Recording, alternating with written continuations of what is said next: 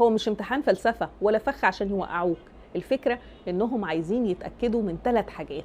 في اي انترفيو في سؤال بيوقع ناس كتير وبيكشف شخصيتك اسرع من اي اختبار. سؤال: نفسك تبقى فين بعد 5 سنين؟ اغلب الناس بتتلخبط اول ما يسمعوا السؤال ده، يا اما يسرحوا ويقولوا كلام خيالي، يا اما يجاوبوا اجابة تخلي الاتش ار يكتب عند الورقة بتاعته مرفوض. النهارده هقولك ازاي تجاوب على السؤال ده بذكاء، بطريقة تخلي الشركة تبصلك انك شخص ناضج، شخص عارف هدفك، وانك كمان الشخص المناسب ليهم. انا دكتورة ايمان عليوة، استشاري التوظيف وريادة الاعمال، ومعاكم في قناة طريق البيزنس. القناة دي معمولة مخصوص ليكم عشان تساعدكم تبدأوا مشواركم بخطوات عملية. تعالوا نبدأ بالاخطاء الكارثية في الاجابة او في الرد على السؤال ده. الغلط الأول: الكلام اللي من النوع نفسي بعد 5 سنين أبقى مدير كبير في الشركة، نفسي أكون قدرت أجهز نفسي، نفسي أكون قدرت أشتري شقة أتجوز فيها، نفسي أكون خطبت، نفسي أكون عملت مثلا المشروع اللي نفسي فيه. أي حاجة، هقول حاجة خاصة بحلمي أنا. بس على فكرة، الشركة مش بتسألك عن أحلامك الشخصية، هم عايزين يعرفوا إذا كنت هتضيف ليهم وتكبر معاهم ولا لأ. الغلط التاني: الإجابة الفاضية، زي مثلا مش عارف. هو حد ضامن نفسه بعد 5 دقايق هيكون فين؟ مش بعد 5 سنين. خليني أشوف الدنيا هتوديني فين وبعدين أنا سايبها على الله. يا سيدي، ما كلنا سايبينها على الله.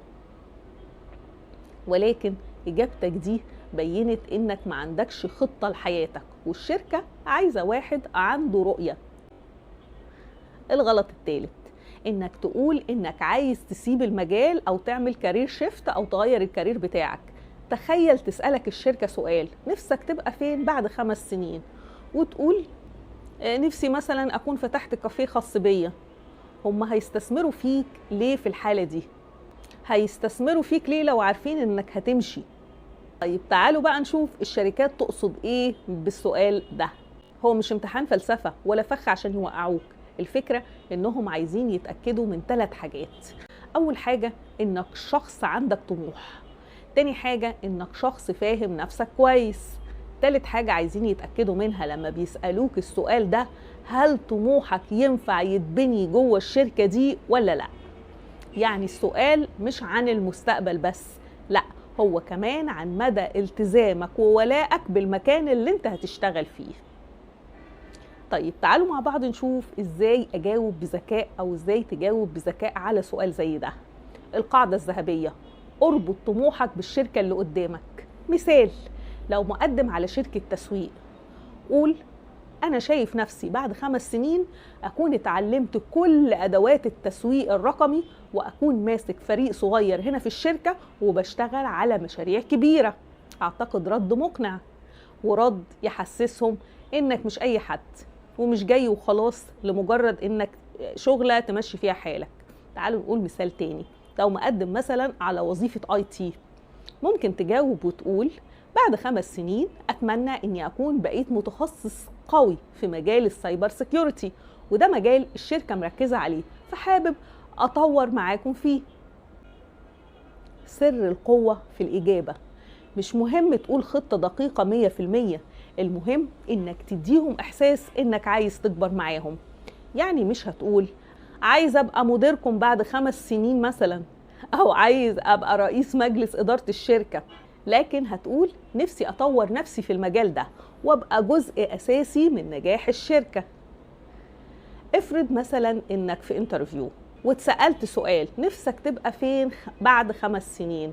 الرد المثالي هيكون كده: بصراحة أنا شايف نفسي خلال ال5 سنين الجايين أكون اكتسبت خبرة كبيرة في المجال ده وطورت نفسي في المهارات المطلوبة، وأكون في مكان يسمح لي أساهم بشكل كبير في نجاح الفريق والشركة، وأنا مؤمن إن الشركة دي بيئة مناسبة أقدر أحقق فيها حلم بتاعي. إيه اللي حصل هنا؟ اللي حصل هنا إنك وريتهم إنك شخص عندك خطة، وربطت كمان طموحك بالشركة، وما كنتش خيالي ولا بتتكلم كلام أي كلام. حسستهم من خلال المقابلة إنك جزء منهم وإنك جاي عشان تبني وتطلع لقدام، مش عشان مجرد انها شغل وخلاص وعايز تقبض مرتب. الخلاصة، السؤال ده مش عشان يوقفك، بالعكس هو فرصة بتساعدك تلمع وتبين انك شخص عنده رؤية وطموح. المرة الجاية لما يسألوك نفسك تبقى فين بعد 5 سنين، ابتسم ابتسامة خفيفة وخلي إجابتك تمشي مع القاعدة الذهبية: طموح زائد خطة زائد الشركة دي جزء من الصورة. وعلى قناة طريق البيزنس هتتعلم ازاي تدخل أي انترفيو وتطلع منه مش بس واثق، لا، تطلع كمان كسبان الفرصة. افتكر، الانترفيو مش مكان يخوفك، الانترفيو فرصتك عشان تلمع. في المرة الجاية جاوب صح وسيبهم مقتنعين انك الاختيار الافضل، وده بالظبط اللي هنتعلمه مع بعض في قناة طريق البيزنس.